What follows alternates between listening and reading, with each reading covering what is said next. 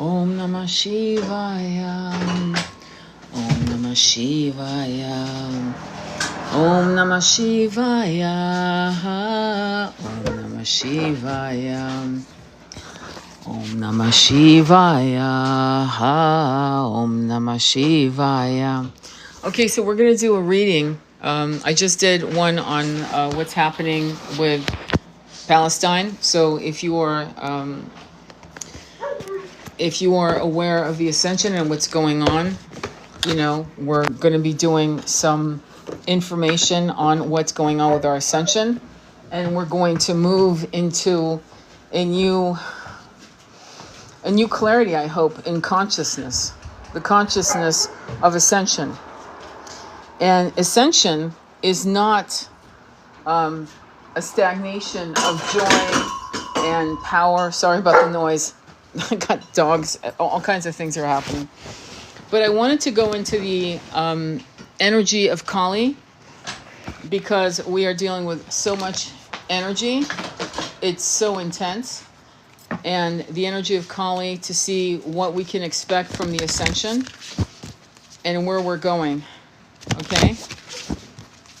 And so I want to I'm going to pick a card. I'm not really waiting for a lot of people. I really don't care. It's more like a recorded for the future, you know, for YouTube. So follow me on YouTube. And the first card that I'm pulling out is from, I'm being told, the middle. So I'm going to go with the middle. And it's called Kali Yantra, number 12, the sacrifice and the victim, the balance between the mind, body, and spirit. Again, number 12. It's connected to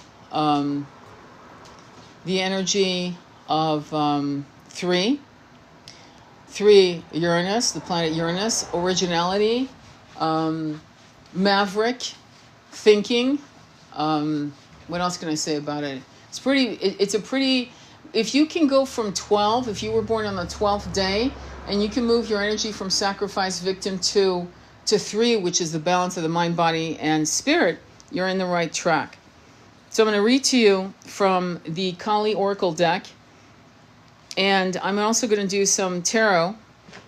And again, this is not about anything else but ascension for the collective. This is really important, in my opinion. So let's begin. Page 85. 85 is 13. 8 plus 5, 13, right? 13 is transformation. In tarot, it is death and Scorpio energy, and we're talking about transformation, and transformation is not always easy. It's sometimes quite painful. She is your inner power to evoke a positive shift in your circumstances. If anything required for success be lacking, the Divine Mother shall provide it, bridging the divide between you and the manifestation of your intentions. You are crossing a critical spiritual threshold. She is the true guardian and guide. Stay focused on what matters to your heart, and you shall remain faithfully connected to her protective presence within. Allow distractions to fall away and continue to commit to your soul journey. A more beautiful experience of your life path awaits you. A yantra is a sacred geometric representation of the particular reality of a specific divine being. Here, it is a symbolic and actual entry point into the sacred realm, the inner world, the universe of Kali. In gazing at a yantra, allowing our minds to settle and focus upon it, the soul can turn the subtle inner key that opens the gateway to merging with the divine. It is a visual trigger that opens the inner doors of higher perception and mystical reconnection to our divine nature. Mystical reconnection to our divine nature. Contemplating a yantra is a method for mystical meditation. The meditation that brings the heart into unity with the higher consciousness of Kali within. Kali within. What does that mean? It means that Kali creates and destroys. She destroys what no longer serves you, and she creates what does serve you. And sometimes you will have a white knuckle grip on what you feel you need to protect your false perception of what is safe. And when that happens, you'll have a tower moment. It will be ripped out of your hands, and you will have a tower moment. You have to learn how to see the writing on the wall. You have to understand when there's an expiration date, and you have to accept it, surrender to it. If not, you're going to be hit. As we activate the yantra within our beings and connect with the divine energy it offers, the enlightened body of the deity constellation itself through us, the clearer we are within ourselves and the more connected we become with the deity, the stronger the multi-leveled, multi-dimensional, multi-directional mandala of grace shines forth through us for the spiritual benefit of all beings. In a reading, this signifies that Kali is already working with you. The Kali Yantra in particular is a signifier of the downward flow of grace. It is orientated to the material world and all matters related. It is the cosmic trip switch for spiritual energy to be attracted towards earth. It unveils the divine luminosity beneath appearances and when needed heals and transforms material reality to align with higher divine will. The Yantra of Kali is alchemical and reconstructive. The healing that can emerge through it is unrestricted because she is spacious vastness of primordial being. She is the birth of all phenomena, which permeates all phenomena and can transform it all according to her divine will. In a reading, this indicates a transformation of a physical concern. Did you hear that? So it aligns with the spiritual will of the universe. Did you hear that? You know, I came across one of my guided meditations on my YouTube channel. You can check it out, of rewriting a new soul contract with the universe, with planet Earth. You've got to break your 3D contracts. Does that make sense? You know how you have soul contracts? Well, you have a soul contract with this planet. You have a soul contract with planet Earth, with the universe. And you've been looping in the reincarnation wheel of, dharma, karma, fucking looping into patterns as if you constantly had to refine learning. I think you've learned a lot. I think you've learned enough. Time for new lessons, higher lessons. Time to get your bachelor's, master's, PhD. Don't repeat fucking 6th grade again and again and again. And that's really what's happening here. So rewrite the soul contract. The downward facing triangular formation in the center of the yantra symbolizes the regenerative power of the divine feminine. You and only you have to look at how our Earth Mother recovers after a fire, flood, famine, to recognize the wisdom power of the divine feminine to renew, restore, even after tremendous destruction. The color of red is the blood red of life force, Kali's preferred fuel for destruction and rebirth. Gray represents the liminal realm. Gray, fog, smog. Neither the black of night nor the brightness of day, but the place between. Many cultures recognize this as the medial realm, a place where magic is most potent. Although Kali is associated with waning moon cycles and darkest night, she is also a medial goddess, a soul doula, a birth and death mother, safely guiding us through the transition and thresholds of our inner and outer lives. In a reading, this indicates that there is power in feeling as though you no longer belong to the past nor are anchored fully in a new way. This is why many of you are feeling bereft. You're not feeling like what is this? Where am I? You're not feeling grounded. And the simplest way to feel grounded is to take off I'm not kidding, your shoes and socks and plant your toes into the earth and ask Pachamama, Mother Earth, Gaia, Bhumi to heal you. Ask and you shall receive. In other words, ask. And the electromagnetic, the thing that creates, the energy that creates crop circles are beneath your feet. If it can create crop circles, imagine what it can do to you when you ask it to re-energize and ground you while you're on this realm, in this incarnation, in this body, so that you can feel calibrated. I'm going to tell you something personal because it's going to help you, I think. I remember feeling like such shit, such exhaustion. I couldn't believe it. I was so tired, I couldn't lift my head. And it was raining outside. It was nighttime. And I decided that if I walked outside barefoot, that it would re-energize me in the rain. And you know what? I swear to God, in 10 minutes, I felt completely reborn. It shocked me. You know, I mean, I'm going to say it, even I forget how simple this shit is.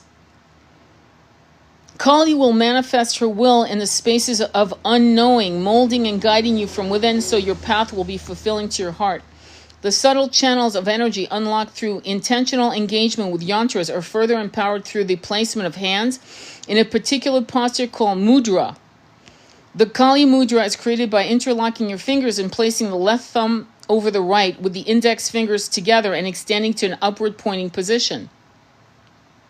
The energy channels of the body are more readily permeated with Kali's essence of fearlessness and strength through assuming this posture.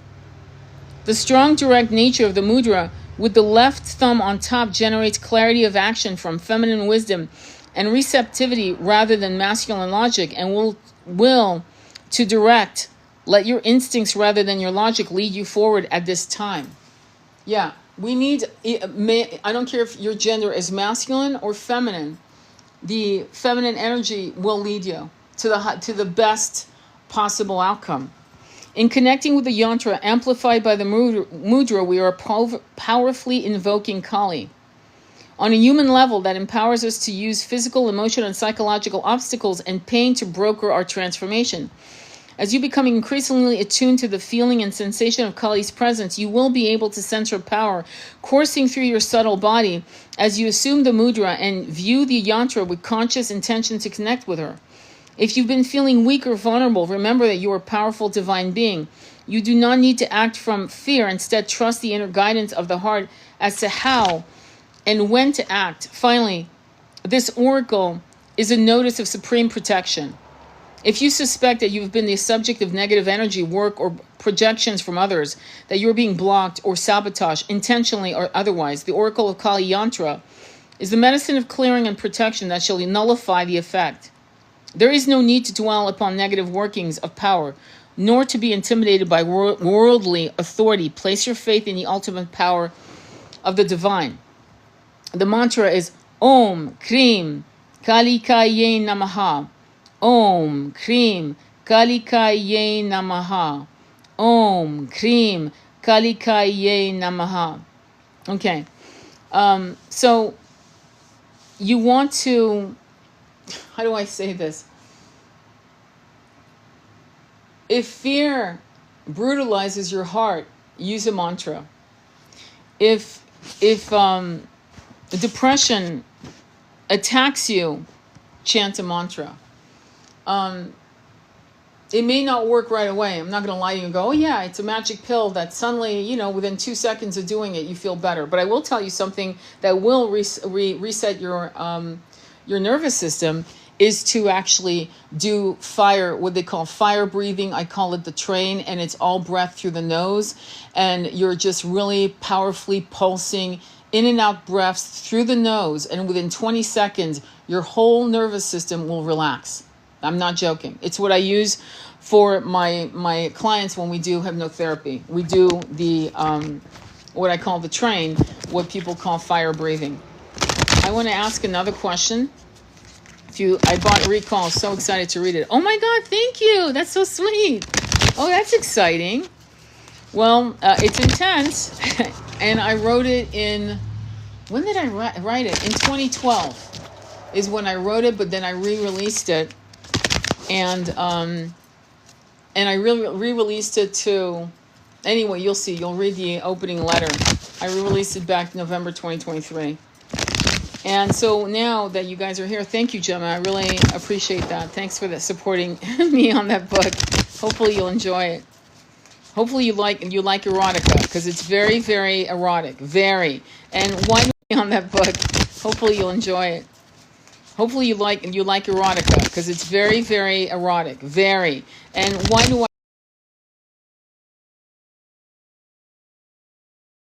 I? Because how people make love, and you'll see how they make love in different ways from the 1990s to 3,500 years BC.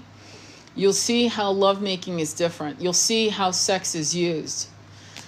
And the differences of sex, And so I look forward to hearing from you. And, you know, if you don't like it, let me know as well. I mean, please don't be politically correct or kind. I mean, be kind, but don't bite your tongue. All right, so the next card, it's stuck. I don't know what you mean. Let me go ahead and pick another card. I'm getting middle again, so I'm going to do middle. And I haven't gotten this card in, I think I got it once before, maybe. And this is called Mataji. And it's 24. 24 in ancient numerology is love, money, and creativity. It's one of the most fortuitous numbers you can have. The single compound number is 6, connected to Venus. It's connected to the Lovers in Tarot, which is about choice. And it's about choice through the higher realms, meaning choice, heart-based choices, making heart-based decision, not logical-based decisions, but heart-based. And whenever you are in a heart-based consciousness, you will move forward. Does that make sense? Okay, so let's continue. So let's go right into 24. The live was stuck. I doubt, is it stuck now? I don't think it is because I'm seeing movement, but let me know if it's stuck. All right, let me read Mataji. So Mataji is page 137, and that's 11. And 11 is the muzzle line, muzzled energy. It's justice in tarot. And when you take it down to 2, it's high priestess energy connected to the moon. Okay, good. I'm glad. All right, so let's begin. She is the Tantra queen of outcasts, unveiling inner power to thrive outside conventional society. She holds the secret teachings of the power of the voice, of the healing power of art and music. She is the divine feminine medicine for the lost, the alienated, those who have been cast aside. If that's not a card for starseeds, I don't know what is. If you have been denied love and respect, she brings healing and empowerment. If you have suffered rejection, abandonment, or have been labeled as unworthy in any way, she brings dignity and repair. She is the ignition of a creative, joyful, and vibrant life path. The 9th of the wisdom goddesses, Mahavadya Mataji, is a wild goddess, sparkling green and color with a grain parrot as her symbol. She dwells outside the confines of polite society. She eats stale food, a symbol of her power in the realm that has been discarded or rejected, and her ability to source power from that which others cannot recognize as having value. I'm going to tell you something very interesting. It's about taking what has been thrown away and finding the magic. It's actually becoming an alchemist, taking shit, literally shit, and turning it into gold. Taking stagnant water and turning it into a liquid crystal that heals you. So it's the concept of becoming an alchemist and mastering that in 3D and realizing that you have always been able to do that. When you lived on other planets in 560, when you lived on this planet when it was 560, you could actually turn water into wine. You could take a branch of a tree and then make it grow within minutes into a mango tree with ripened mangoes. You could, and you did. And this is not a metaphor. This is literally what we are. We are alchemists. It is our birthright to alchemize. And the irony of ironies is that the 1% have created egregores to literally put us in straitjackets. And we, over time, incarnation after incarnations, we forgot who we were. The amnesia was almost like Alzheimer's. Okay? Mataji sees worth where others are not capable of noticing it, let alone honoring it. She is for those souls going through the experience of being disrespected, discarded, and not really seen, and not loved and valued for their true being. She is also for those who think and seek to live outside social, political, economic, or religious systems and can thrive best by doing so. Do you see why we need communities? Because we need to be together. Her association with pollution and unclean food represents her power to overcome impurity and toxic energies. These includes poison on all levels, from the many physical toxins in our modern world to action that appears holy on the surface but are rotten to the core, to the emotional and psychological poisons that steal away our peace and freedom. Did you realize I'm doing a whole reading on ascension. Do you hear this? For those who recognize the spiritual dysfunctional lifestyle that typify mainstream mentality, who may feel uncertain or vulnerable as to how to cultivate well-being and protect the planet for future generations, she provides strength, courage, and ingenuity. When you're going through depression, 1212, as I say this, do you realize that depression is a mark of your intelligence? I'm not joking. It's a mark of your intelligence. It's a mark of your understanding that you live in a fucking toxic, narcissistic run planet, and that your depression is a sign that you are not crazy. You're correct. Who the fuck can be happy with having to work to live?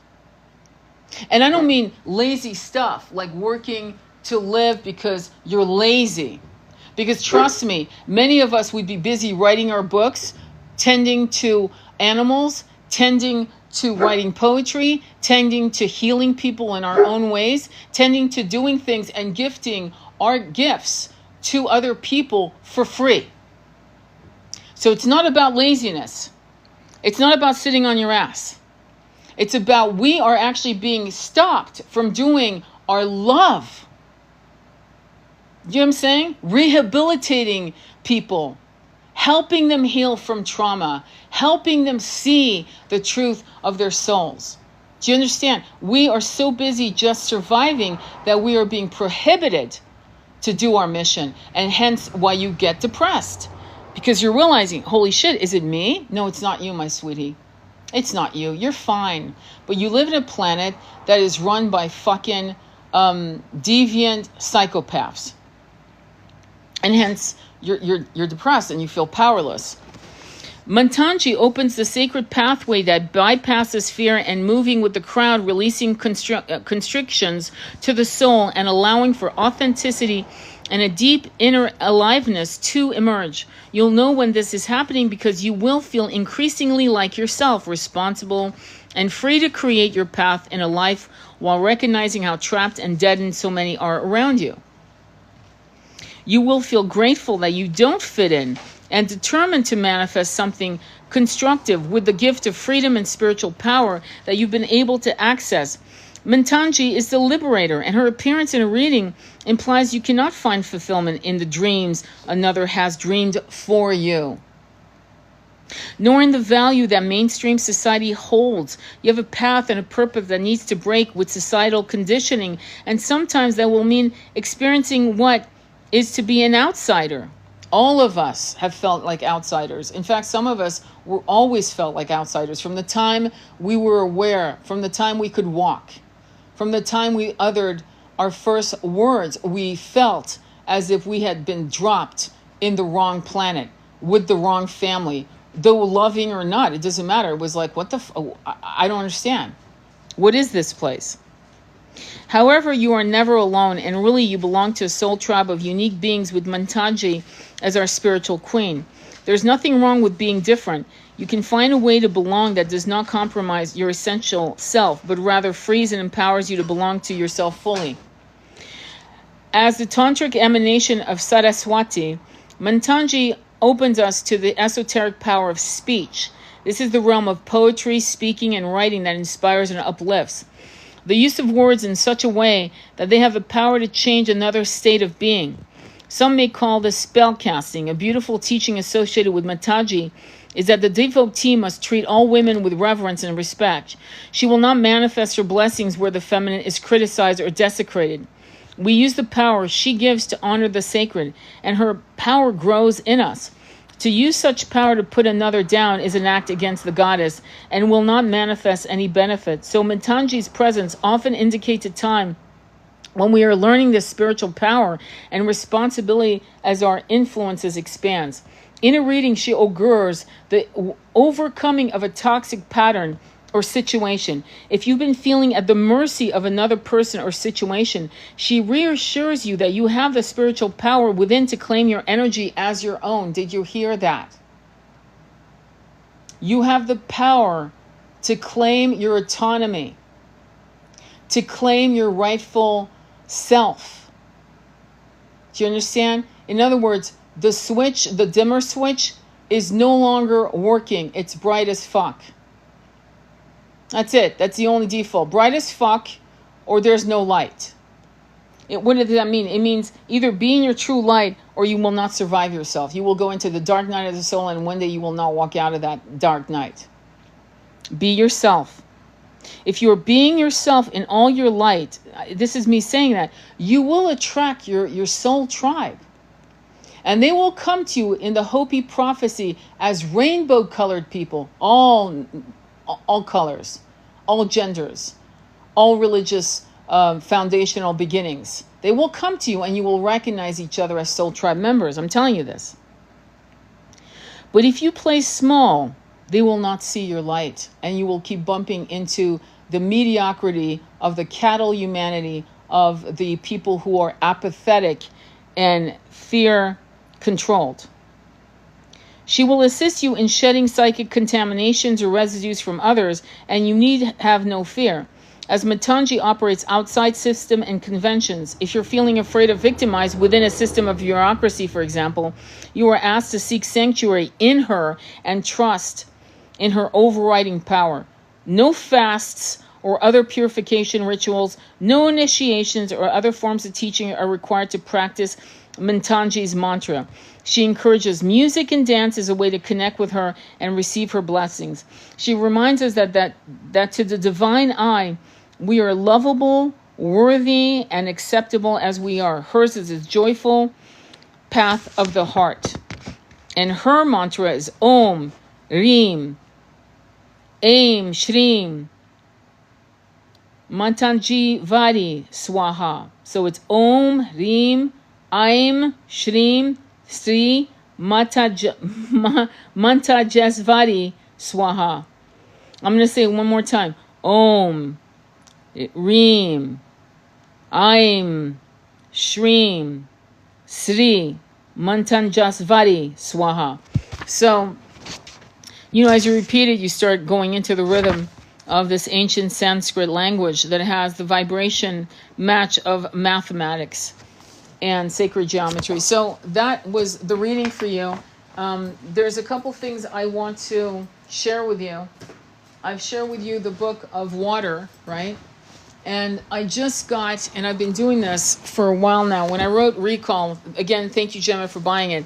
When I wrote Recall, what I did every morning before I even made coffee, before I spoke, I would get up very early in the morning, and I would do the morning pages, okay, which comes from The Artist's Way by Julia Cameron. And I did this the entire time of writing the book, Recall, because I was purging toxins and limited belief systems, and I was going into clearing so that I could download, because Recall was based on a past life. Much of it is verbatim. I'm calling it a creative nonfiction because not all of it was verbatim, but a lot of it. Like, for example, how I read How I Met Malik, verbatim. How certain things that happened with Creo, verbatim. The end of the book, verbatim. Things of that nature. And so I'm going to read to you from her book because it really helped me create and somehow ignite in me the flame of creativity, opening my crown chakra to the Akashic, and start downloading what needed to be shared. Okay? Recovering a sense of safety. Shadow artist. One of our chief needs, a creative being, is support. Unfortunately, this can be hard to come by. Ideally, we would be nurtured and encouraged first by our nuclear family and then by ever-widening circles of friends, teachers, and well-wishers. As young artists, or old artists, I'm going to add that, we need and want to be acknowledged for our attempt and effort as well as for our achievement and triumphs. Unfortunately, many artists never receive this critical early encouragement. As a result, they may not know they are artists at all. This is very important because up until the last 200 years, we were all artists. Let me explain. We were weaving. We were painting. We were creating clothes. We were carving rocking chairs and tables and other things. We were creating toys for our children, whittling it out of wood. We've always been artistically, all of us. It's not something that only a few were artists. We were all artistically inclined. We were all creatively inclined because of it was for very survival. Creating a garden is artistic. Cooking is artistic. It's all artistic. Writing, studying, recalling poetry, writing poetry. We did these things for thousands of years. And then the Industrial Revolution took away time on our hands to a level where we toiled. And life became even, it was hard enough, but it became even harder. And so let me continue. Parents seldom respond, try it and see what happens, to artistic urges issuing from their offspring. They offer cautionary advice where support might be more to the point. Timid young artists, adding parental fears to their own, often give up their sunny dreams of artistic careers, settling into the twilight world of a could have been and regrets. There, caught between the dream of action and the fear of failure, shadow artists are born. I'm thinking here of Edwin, a miserable millionaire trader whose joy in life comes from his art collection. Strongly gifted in the visual arts, he was urged as a child to go into finance. His father bought him a seat on the stock exchange for his 21st birthday. He has been a trader ever since. Now in his mid-30s, he's very rich and very poor. Money cannot buy creative fulfillment. Surrounding himself with artists and artifacts, he's like the kid with his nose pressed to the candy store window. He would love to be more creative, but believes that that is the prerogative of others. Nothing he can aspire for himself. A generous man, he recently gifted an artist with a year's living expenses so she could pursue her dreams. Raised to believe that the terms artist could not apply to him, he could not make the same gift for himself. Edwin's is not an isolated case. All too often, the artistic urge of the artist's child are ignored or suppressed. Often with the best intentions, parents try to foster a different, more sensible self for the child. Stop daydreaming is one frequently heard admonition. You'll never amount to anything if you keep on with your head in the clouds is another. Joseph Campbell, one of the most incredibly powerful philosophers, changed my life with one little sentence: follow your bliss. And his path to following his bliss was that he starved for a little while, and then he never starved ever again. There's an old saying that says, do something you'll love and you'll never work earning a living. Baby artists are urged to think and act like a baby doctors or lawyers. A rare family faced with the myth of the starving artist tells its children to go right ahead and try for a career in the arts. Instead, if at all, it encourages the children or urged into thinking of the arts as a hobby, creative fluff around the edges of real life. With social media today, there's no reason why you can't do multiple things. There's no reason why you can't actually go viral with anything you choose. Art is the face of art, and creativity is multifold. It's not just what you think you've been taught is art. Art is creating, say, perfumes. That's an art form. Art is creating herbs, herbal teas that heal women and men. Art is creating tinctures. Art is encouraging others to create art. The concept of creativity, which has been oppressed due to logical thinking, has created suffering in our society. For many families, a career in the arts exists outside of their social and economic reality. Art won't pay for the electric bill. As a result, if the child is encouraged to consider art in job terms at all, he or she must consider it sensibly. Erin, a gifted children's therapist, was in her mid-30s before she began experiencing a haunting dissatisfaction in her work. Unsure what direction to take, she began adapting a children's book for the screen. Midway through the adaptation, she suddenly had a telling dream about abandoning her own artist child. Prior to becoming a therapist, she had been a gifted art student. For 2 decades, she had suppressed her creative urges, pouring all of her creativity into helping others. Now, nearly 40, she found herself longing to help herself. Erin's story is all too common. Fledgling artists may be encouraged to be art teachers or to specialize in crafts with the handicapped. Young writers may be pushed towards lawyering or a talking, wordy profession, or into medical school because they're too smart. And so the child who is himself a born storyteller may be converted into a gifted therapist who gets his stories secondhand. Wow. Nothing has a stronger influence psychologically on their environment, and especially in their children, than the unlived life of the parent. Carl Jung. It's funny how some of the thing you might originate, something never done, never tried, or you'll go, wow, there's no market for this, or whatever. It may fail, in words, it may fail, right? But it may be the launching point of you refining your creativity, right? The more you write, for example, the more you hone your skills.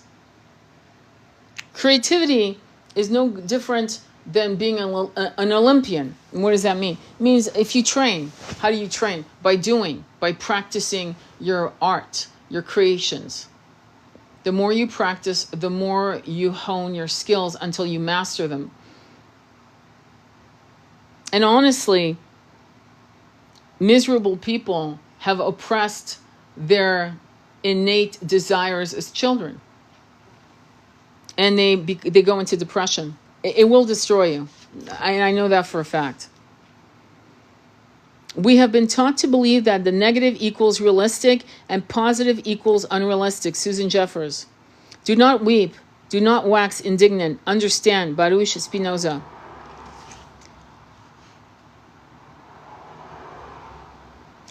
Protecting the artist's child within. Remember, your artist is a child. Find and protect that child. Learning to let yourself create is like learning to walk. The artist's child must begin by crawling. Baby steps will follow, and there will be falls. Yucky first paintings, beginning films that look like unedited home movies, first poems that would shame a greeting card. Typically, the recovering shadow artist will use these early efforts to discourage continued exploration.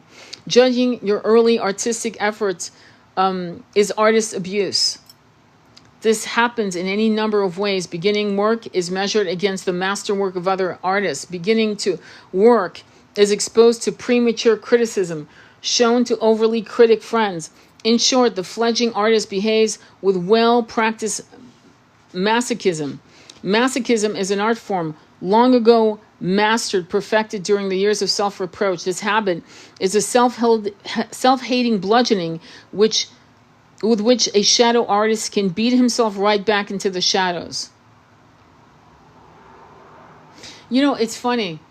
We really are our worst enemies. We really are the most abusive of ourselves. And that's why I keep telling you to chant mantras. Too far, too fast, and we can undo ourselves. Creative recovery is like marathon training. We want to log 10 slow miles for every one fast mile. This can go against the ego's grain. We want to be great, immediately great, but that is not how recovery works. You realize she's talking about recovery from oppressing one's own creative desires? Do you know that when you incarnate, those desires were put into you? You wanted those light codes of creative desires, and they were dropped into your crown chakra as you took on this incarnation. Those desires were not just fucking random. They were literally part of your fucking mission. So when you deny your desires, your creative desires, you're the one lobotomizing yourself. You're putting yourself in a straitjacket yourself. Your enemy within, core negative beliefs. Most of the time when we are blocked in an area of our life, it is because we feel safer that way. We may not be happy, but at least we know what we are, unhappy. Much fear of our own creativity is the fear of the unknown. So you know what happens when that happens, right? We become addicted to something. If I am fully creative, what will it mean? What will it happen to me and others? We have some pretty awful notions about what could happen. So rather than find out, we decide to stay blocked. This is seldom a conscious decision. It is more often an unconscious response to internalized negative beliefs. In this week, we will work at uncovering our negative beliefs and discarding them. Here's a list of common held negative beliefs. Everyone will hate me. I will hurt my friends and family. I will go crazy. I will abandon my friends and family. I can't spell. I don't have good enough ideas. I will upset my mother and father. I will be alone. I will find out I'm gay if straight. I will be struck straight if gay. I will do bad work and not know it and look like a fool. I will feel too angry. I will never have any real money. I will get self-destructive and drink, drug, or sex myself to death. I will get cancer, AIDS, or a heart attack, or the plague. My lover will leave me. I will die. I will feel bad because I don't deserve to be successful. I will have only one good piece of work in me. It's too late. If I haven't become a fully functioning artist yet, I never will. It's almost like listening to a little 7-year-old talking. These belief systems are the belief systems of a very terrified child. Once we have cleared away the most sweeping cultural negatives, we may find we're still stubbornly left with core negatives we have acquired from our families, teachers, and friends. These are often more subtle but equally undermining if not confronted. Our business here is confronting them. Negative beliefs are exactly that, beliefs, not facts. The world was never flat, although everyone believed it was. You are not dumb, crazy, egomaniacal, grandiose, or silly just because you falsely believed yourself to be. Negative beliefs. Artists are drunk. Positive alternatives. Artists are sober. Negative beliefs. They're crazy. Positive. Sane. Negative. Broke. Positive. Solvent. Negative. Irresponsible. Positive. Responsible. Negative. Loners. User-friendly. Promiscuous. Faithful. Doomed. Saved. Unhappy. Happy. Born not to make it. Discovered and recovered. We do have stories of artists suffering. One of the most famous ones is Van Gogh, the painter Van Gogh, Vincent Van Gogh. He sold one painting, and the minute he died, he became famous. When I say the minute, I'm actually not overstating that. Literally, he died, and soon after, his work was copied. In fact, there are some forgeries that have gone through many, many hands, and everyone knows it, but no one will say anything because too many millions have exchanged hands in the auction block for them to say, yeah, that's not a real Van Gogh. That was done by his psychiatrist or God knows who else. So the stories of what happened to artists in the past is not your story. It actually isn't your story. There are people who have been published by major publishing houses who have decided to self-publish to make more money. Rather than make 50 cents to $1 a book, they're now making a profit of $3 a book. And they're still successful. And they use social media to promote themselves. And I've mentioned her many, many times. There's a woman who does and paints, she's a painter. She paints shaman drums, and she will actually have the camera be over her shoulder, right? The fucking drum is sold before the paint dries. She sells on Facebook. And she doesn't sell, meaning how you think. She's not promoting advertising. I swear to God, all she's got is she's painting those drums, and depending on what's happening with how people react, they'll all say, praise her. Of course, they'll praise her. But that drums, and depending on what's happening with how people react, they'll all say, praise her. Of course, they'll praise her. But that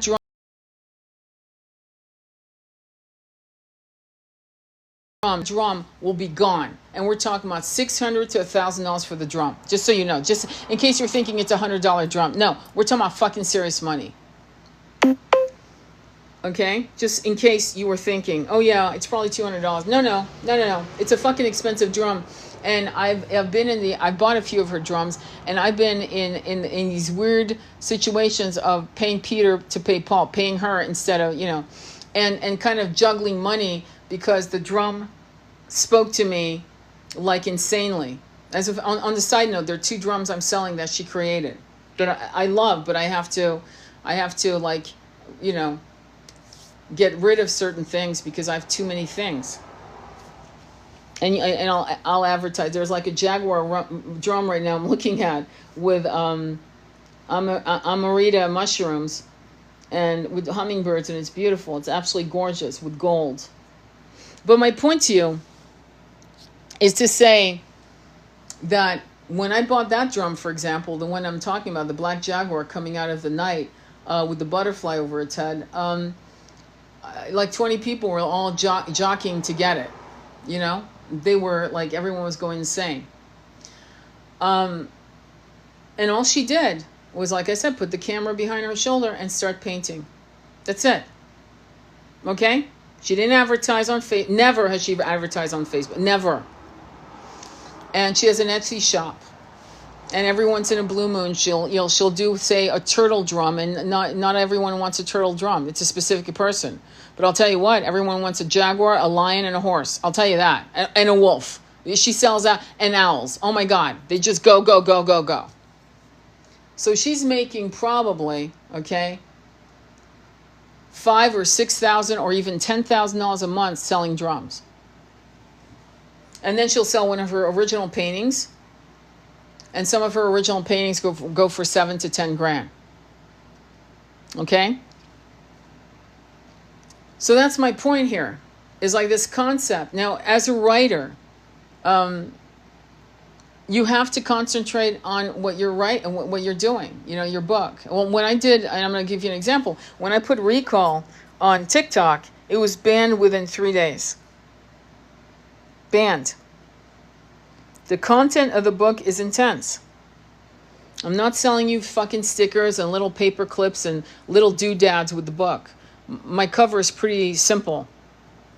It's got the third eye and the lovers in each other's arms, which I created. I worked with the cover designer. But the content offended a lot of people, and in 3 days it was banned. That will happen. And honestly, I was trying to buy the house that I have now, and I was working on that, and so I wasn't really concerned with promoting. In fact, I never promoted it. I never have. But if I had promoted it and that was my only shit I was promoting, then I know I could have sold at least 10,000 copies by now. Just to give you an idea.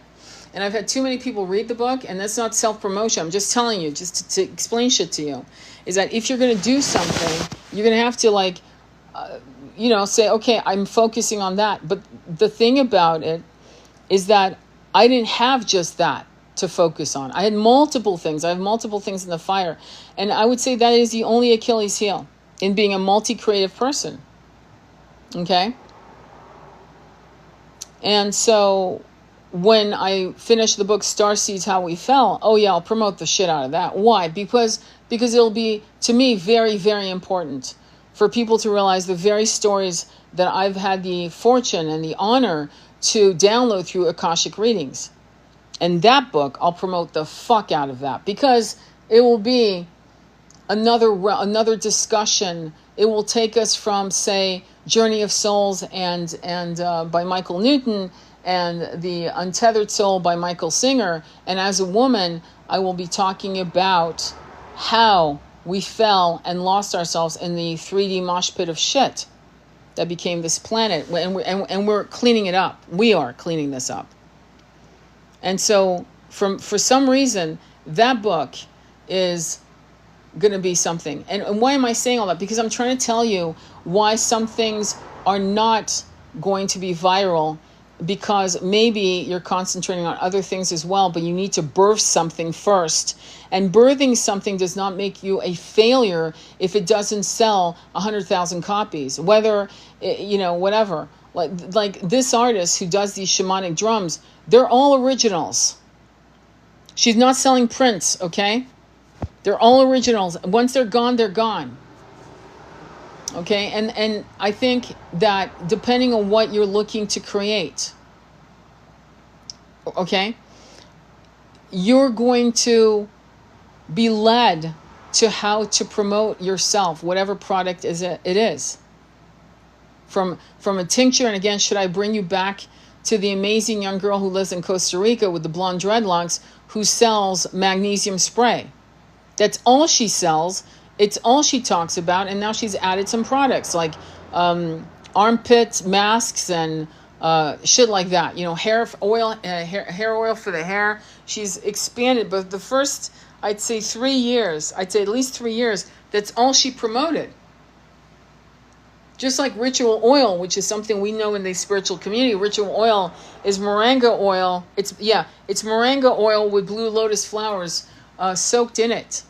So it has that beautiful perfume and that beautiful bluish tinge. And that's all he promoted. Ritual oil. That's all they promoted. And then they started adding a couple things. And so you have to look into yourself and say, what am I afraid of? You know what I mean? I mean, they've tested, and just, I'm going back to writing because it is my love.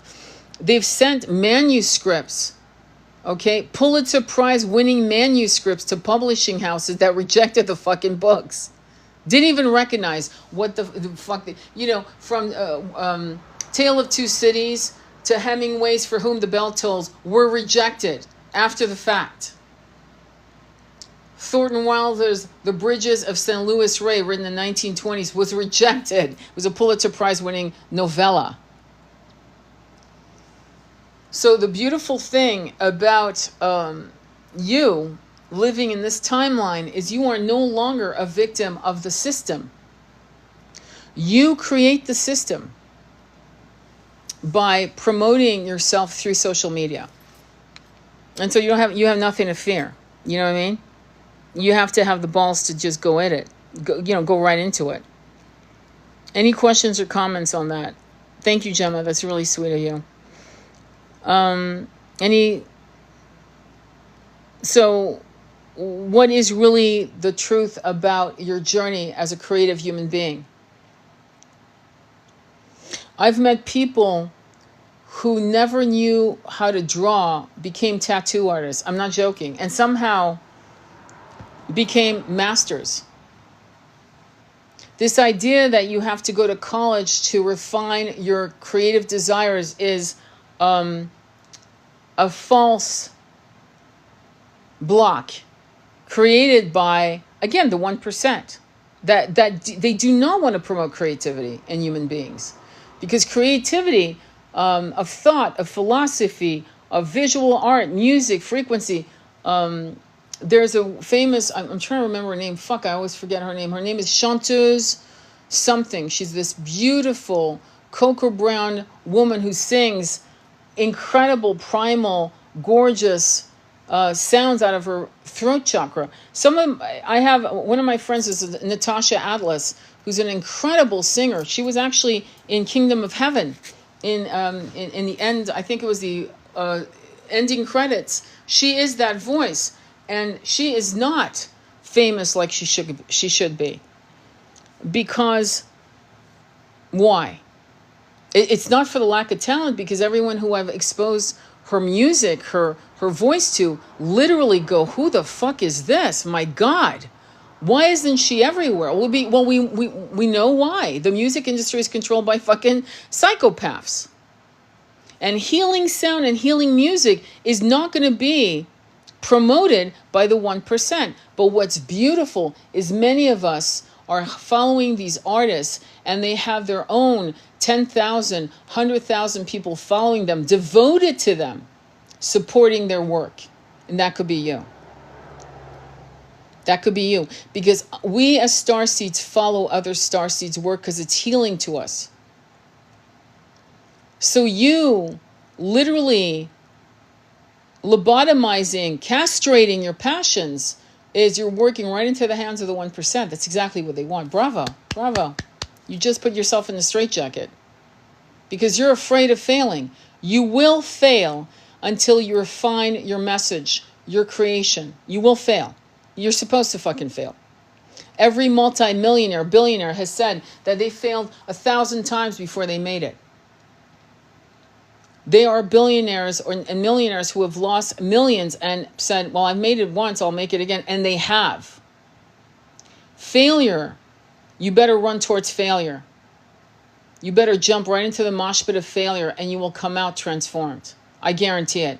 But you have to be willing to express yourself and yes, step into some dog shit here and there. When I first was writing poetry, when I was about, how old was I? 16, 17. I remember when I look back on those poems, my God, I'm embarrassed. They're fucking shit. It's like fucking shit.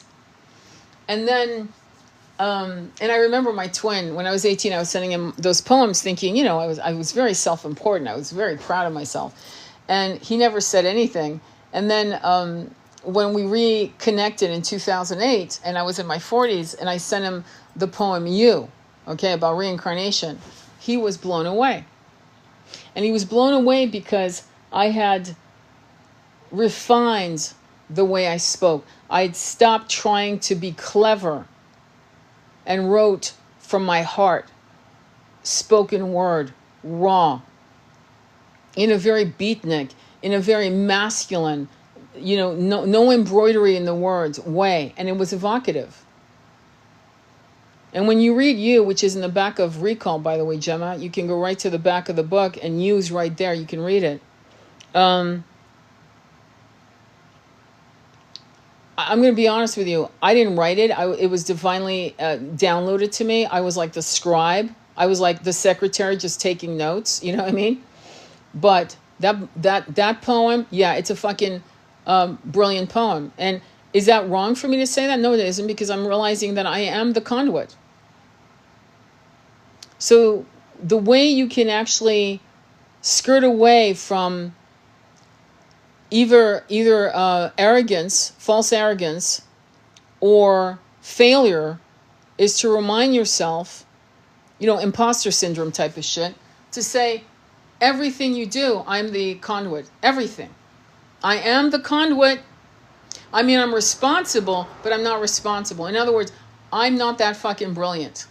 But damn, I'm a good conduit. And you can say that. And if you write, and there was one, I forgot the writer's name, who said, when you're writing, if it doesn't keep you up at night, it won't keep other people up at night either. When you're painting, when you're singing, when you're creating tinctures, herbal concoctions to heal people, whatever the fuck you're doing, okay, I'm not going to come up with a list. As an architect, whatever, however, you should be so hyper-focused that 9 hours, 12 hours melt away, right? And you're not even aware of it. You could go on. You're drinking tea or coffee. You're slamming down water. You don't even want to eat because you're so hyper-focused. That's the magic. Oh, thank you, my love. That's very kind. That is the magic of being divinely inspired. And so if you give yourself enough space to reignite the original light codes of your creative desires, you allow them to emerge out of you. That's when you'll know what your mission is, my friend. And your mission isn't just one. As you progress on this incarnation, you will have many missions. Many beautiful faces will emerge out of the shadows and smiling at you, going, oh, you're on to the next mission. Welcome. You know what I'm saying? It's kind of like the hero of 1,000 faces. You are that hero. But you have to allow yourself to receive from yourself the seeds that were planted before you took this incarnation. You have to allow germination, the sprouts literally pushing through the soil of your heart chakra to give you the fruits and flowers of your creative design, human design. You co-created, you architected the incarnation you were going to take on through frequency match or other ways where you chose this incarnation. And how you express that is so important to the tapestry, to the quilt of this age. And so you decide when you're going to do this, but try not to fucking make it another year. You will feel so fulfilled. And you don't have to tell anyone. And you don't need to share this with anyone. This is your private journey. And you can share it with me. And you can share it with other starseeds. But don't share it with people who are competing with you, who are living in fear. And you know who they are. You can love those people, but still know that they live in fear. And the last thing you want to do is share your journey, you know what I mean, with people who are riddled by fear. All right? I want to just say thank you for being there. And hey, Shay, good to see you. Now the deal with monitoring spirits is people who constantly keep an eye on you. I talk about a lot of things like that.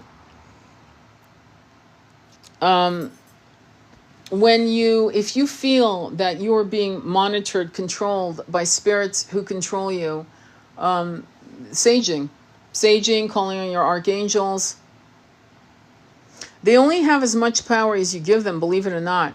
See, when we were children and we were having flying dreams and we had men in black following us, and I'm not talking about Men in Black, that stupid movie, I'm talking about real Men in Black, which a lot of, what I'm going to say, masculine dark energies in black clothing or silhouetted black that would follow us as children. As children, we didn't have parents that told us what to look out for. We didn't have parents that understood what was happening. They didn't know that as starseeds, nefarious spirits knew of our coming, and what they had to seed in us was the primal concept of fear, so that as we grew up, we would eradicate, close down the gates of the crown chakra to the infinite, Akashic records and beyond, the beloved, the one of 1,000 named, the one who created us all. They didn't know that our hearts would shut down through these visitations, through dreams that turn into nightmares of these nefarious figures, and our feet would tremble, and we would wake up in a shock, absolutely terrified, which was the planting of those seeds done so that, because they knew we were coming, they knew we were ancient souls, they knew we were powerful, and so they had to get us as children. As an adult, you know what to fucking do. Are you really going to let these nefarious, like I'm going to repeat this, but back in 2023, I was sleeping with my twin, and I saw ghoulish, nefarious forces coming in out of nowhere. I was sleeping soundly, and suddenly they came. And I basically said, get the fuck out of here, you motherfucker. Get the fuck out of here. And I started chanting Om Namah Shivaya. And then I surrounded each of us individually, my twin, my son, my animals, the apartment at the time. And I surrounded it with the 5 archangels. I called on the 5 archangels. And I flopped back on my stomach and went back to sleep. And that was it. Don't take that shit seriously. You're the one growing it into something impossible. Okay? You're the one making it real. All right? So hopefully that answered your question. Because if you think that they have power over you, you're correct. You're correct. If you know that you are more powerful than them, you're absolutely correct.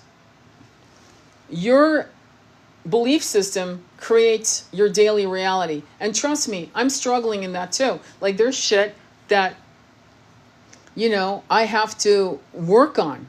There are belief systems I have to keep arm wrestling. It's a fucking bear fight of my consciousness with the reality that I want to push into reality, as opposed to the reality that I'm seeing around me that's impacting my day-to-day. So it's not like I'm walking on water, my friend, or parting the fucking Red Sea or any seas. But I am fully aware of what I'm supposed to do and how to do it. And sometimes, I'm exhausted, but that's why I have my dock holidays around me. My dock holidays keep me from fucking drowning when I am drowning. And hopefully I'm there for them. When I'm strong, I'm there for them. And it's a seesaw of energy clearing and energy shifting to keep us up and moving forward, if that makes sense. So by no means, anybody that tells you they're oh, I'm healed, really? Then why are you here? My friend, you would have dropped your body. If you were healed and you were in 5D, when people say, oh, I'm in 5D, I live in 5D, well, dude, I wouldn't hear your voice. I wouldn't see your spoken word on my text. If you were fully healed in 5D, I would not know you're alive at all. I wouldn't even know you exist. Because we would not be a frequency match. You can be in 4D consciousness day to day. That means you're in 3D, but you're aware of all of the infinite. And 5D, sure, a lot of us go into 5D and we go back into 4D and 5D into, do you understand? But in terms of people saying, that's just my reality, I'm in 5D all day long. This is not to pull them down by their ankles and saying you're an asshole. It's to say, be honest about the battle. And part of the reason why some of us are still here is to be the voice, to tell people who are still toggling between 3D and 4D to keep going. It's to give those who are in 4D, perpetually in 4D, who are fucking exhausted. Keep going, my friend, keep going, keep going, keep going. And eventually, sooner than you think, because we are living that age, we will all catapult into 5D permanently. But for now, many of us who speak in this way, right? Publicly, privately, whatever, we are trying to keep the light alive until more people can create this egregore that catapults us out of 3D into 5D. If that makes sense. I hope that makes sense. If it doesn't, feel free to say it doesn't make sense. I mean, I'm not here to have everybody, agreeing with me. I don't argue with idiots. I'll be honest. I have absolutely zero tolerance for, tell us about reincarnation. Like, I don't want to go there. What are you, fucking two? I don't want to deal with that. But I will deal with you saying, well, how do we go from here to there? And, or why aren't we there yet? Well, because we are literally walking through a very narrow corridor made of glass. And in fact, Shay and I were talking about this, and we're seeing the fuckery. And we're supposed to be witnesses to it. So that never again really means never again. Because never again is absolutely possible in 5D. And it's not just never again about World War II. It's never again about Atlantis. It's never again about Lemuria. It's never again about the intergalactic wars. It's never again. See, it's a different focus. It's a focus that doesn't impact just us on our little beautiful planet.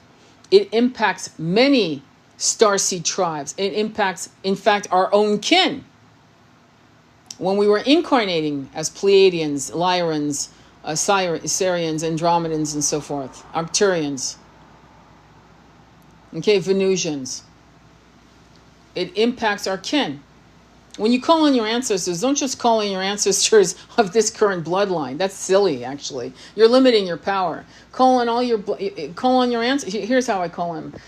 Ancestors from this life, past life, concurrent incarnations, future incarnations, from starseed incarnations. I call upon you, all of the ancestors who wish me only love, kindness, and guidance and protection. I mean, don't just call on them blindly, because some of them were assholes.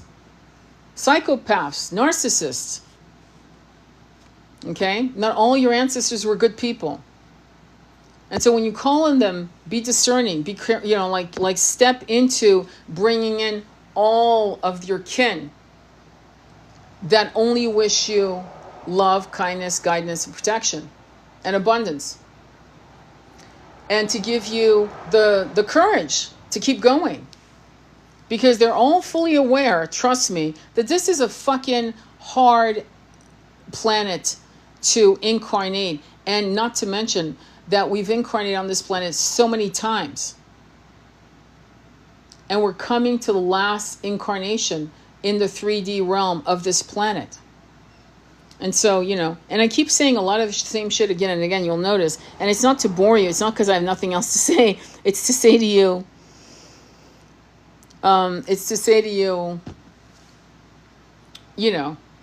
trust. As for your question that you said, stop people who actually stalk, you mean real people who actually stalk you in the human incarnation? You don't think that what I just gave you instructions on doesn't work? I just told you it worked for nefarious people, sentient beings who are on the other side of the veils. If it can work on nefarious energies that live on the other side of the veils, don't you think it would work on pedestrian-minded fucks that want to harm you, who stalk you? Just literally listen to my instructions. Listen to my instructions and they will disappear. But if you rather cling to paranoia and powerlessness over what I just gave you, then they will continue stalking you with great success because you're actually aiding and abetting through your fear. Does that make sense?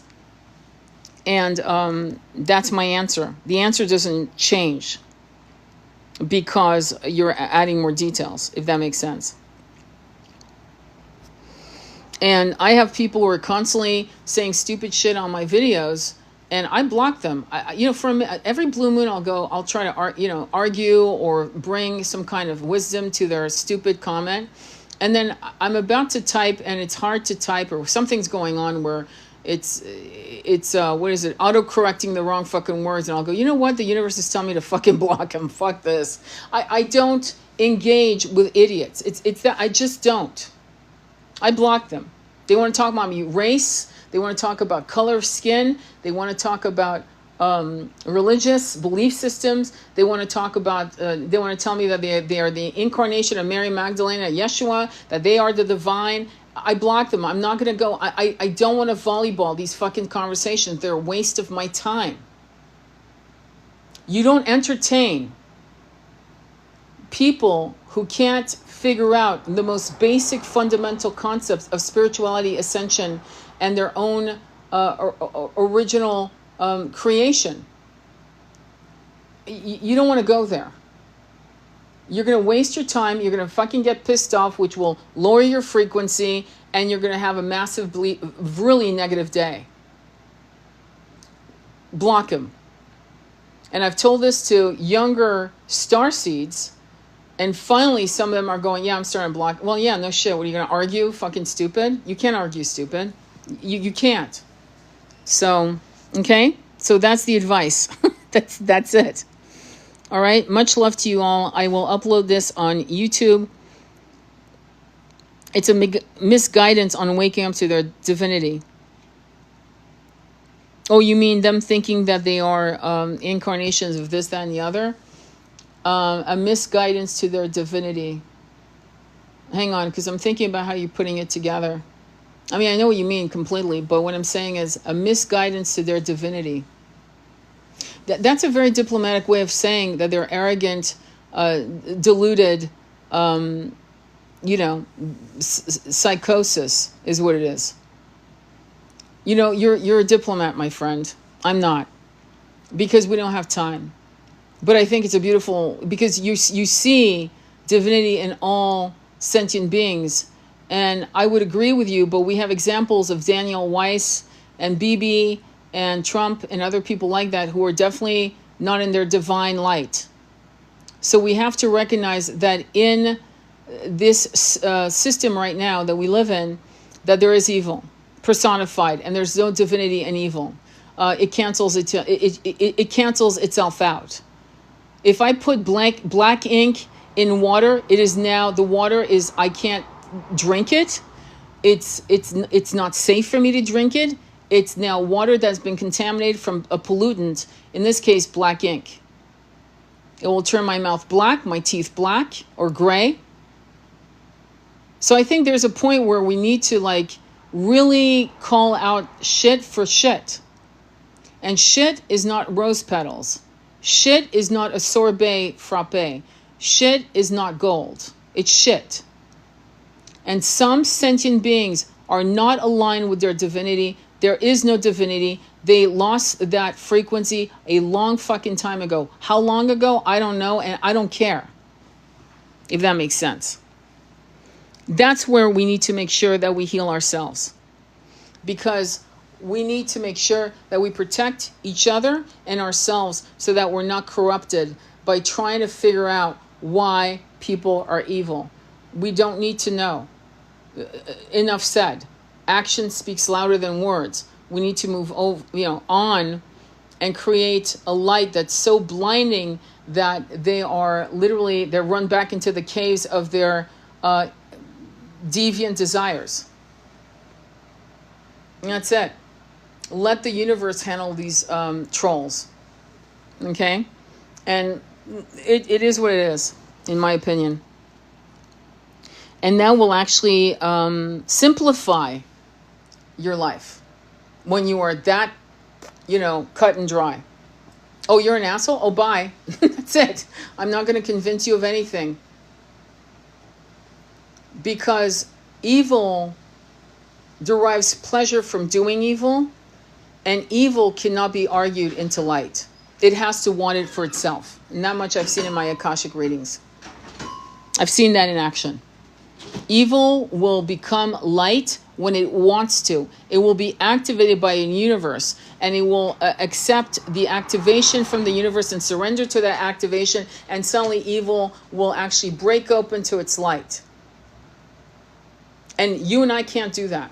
They can through that process. As I say, this is 1:08 p.m., which is 18, which is a spiritual material conflict, which is the spiritual dilemma of what do you decide? Heart-based frequency desires, or or the rhetoric of what is acceptable in society.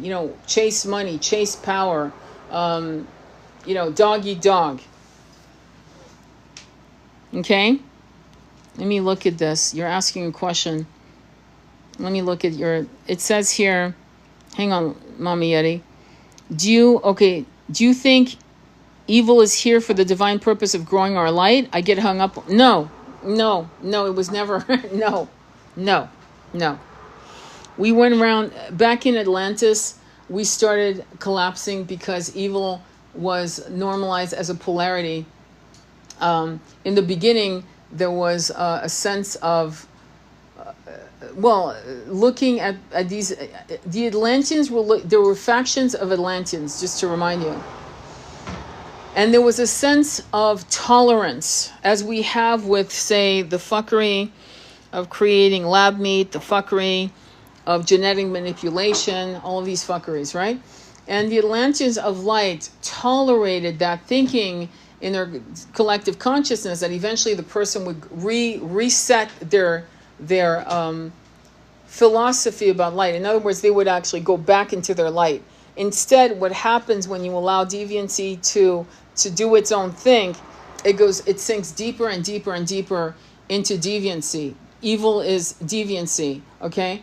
It's a deviant to how we were created, how we were first created out of the divine, unconditional, loving energy that birthed us all as souls.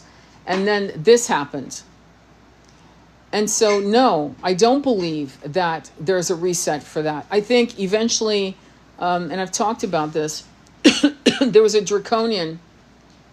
I've talked about it multiple times. I don't know if you remember, Mama Yeti, but in one of my lives I talked about in my Akashic reading where I did a draconian reptilian, 6'4", all scaly, absolutely looked like a lizard, bald, muscular, the whole bit, and how they would have a great time blowing up other planets. And one day that happened, and that energy, this particular sentient reptilian, draconian, whatever you want to call it, saw something end, including the sentient beings on that planet. They were being eradicated. And the souls of the planet and of these sentient beings, the cry out, the voice, the frequency of the sound of their demise in those incarnations hit that draconian heart. And that draconian heart, that was, I'm going to metaphorically say it was like a rock, exploded open into light. At that point, when he went back to his sentient beings, right, to his group, to his tribe, they all saw that he was no longer one of them. And so he committed harikari. And in that began his first incarnation as a human. And that's what I saw. So he basically fell into the light, which threw him into 3D, and began his incarnation to go back up the looping back into ascension in his divine light. But it was nothing that I would have done. In other words, it was like it just happened for him one day. And I remember having to come to this client saying, "You're not going to like this, but the glass is half full." And I had to explain it to him. And myself, I've had some incarnations as a high priestess where I did awful, awful, awful, awful things. Okay? So sometimes we have to be willing to look at the darkest, most nefarious parts of our, what people call shadows, to forgive that part of us, realize that we'll never go back to those parts of us because it's no longer a frequency match. We would find absolutely no pleasure in harming other sentient beings ever again. And because of that truth, we have to forgive it and let go. And in a sense, that's what I was telling him about this creature, this draconian reptilian. And this may sound woohoo to you, but what can I say? It's like, I mean, there's nothing I can say to make you believe it or not. So I don't think it is to grow our divine light. I think it just happened. We went off course, and the off course, we're resetting course. Okay, that's it. It's that simple. And you may disagree and say, well, we need the polarity. Without the polarity, we wouldn't have become who we are. Let me put it this way. And I've said this before. We were innocent, naive. What changes, we're street smart, spiritually street smart, but that's it. That's it. There are other things that are much more intense that are developing because the ascension is going to impact the entire universes, not just our universe. And some planets will remain 3D or 2D for the purpose of dropping these nefarious souls that you're seeing laughably as leaders of, and billionaires and people who actually are just pure fucking evil. They're just pure fucking evil. That's it. I mean, there's no saving them. And they will be a frequency match to other planets that will be secured for them. And eventually, hopefully, they'll get sick of the bullshit and eventually, awaken out of their own darkness. But for us, we no longer need to accept and tolerate this bullshit. And the mistake we made in Atlantis is we tolerated it. We allowed it until it was too late. Okay? And that I will stand on my last breath knowing that we really made a mistake with Atlantis. We really couldn't conceive of that kind of evil. Many of you will say, how can a person do that? The question isn't, you're asking the wrong question. That's not the question. Who gives a fuck how a person can do that? The question you should ask yourself is, should I tolerate this? That's really the question. Not, oh, he was abused, or she, or it's a cultural, the belief system. No, I don't want to, when somebody does a mercy killing, for example, we're not here to tolerate that shit. I'm sorry. When we're looking at people using famine to destroy a whole population, multiple bloodlines that have survived thousands of years, we're not here to tolerate that. When people accuse us of being anti-anything, we're not here to tolerate that. And we tolerated it in Atlantis because we really believed in the innate goodness of all sentient beings. And we were wrong. And that's the reality. That's the reality. Okay? So hopefully that made sense. I understand that. I'm trying to figure out ascended mast. What happened here? Okay. So anyway, I'm going to go. I want to thank you. This will be on YouTube. I did another live on YouTube today on, it's on Gaza. It's on the famine. It's very important. that you might want to listen to that. Also, Ascension, Exhaustion. Go ahead and listen to that live. It's on YouTube. Follow me on YouTube. And if you have any questions, feel free to comment on YouTube. I'll answer you. I really will. If you have a question, you have a comment, feel free to ask me and I'll connect with you and we'll go from there.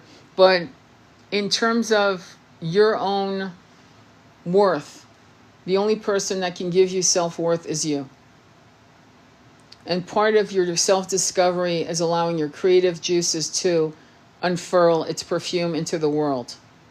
Not just for yourself, but for others. You do it great justice when you allow yourself to create. All right? Sending you much love on your journey.